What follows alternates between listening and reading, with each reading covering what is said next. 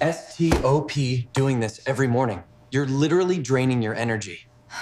This isn't just coffee. It's a cortisol bomb, especially on an empty stomach.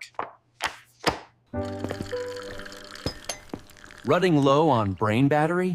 Try something better than caffeine. Classic human move, fatigue.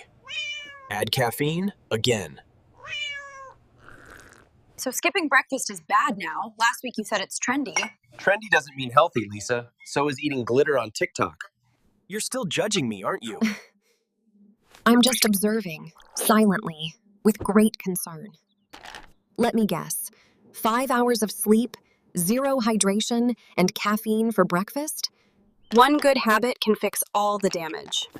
Which one? Skipping mornings altogether?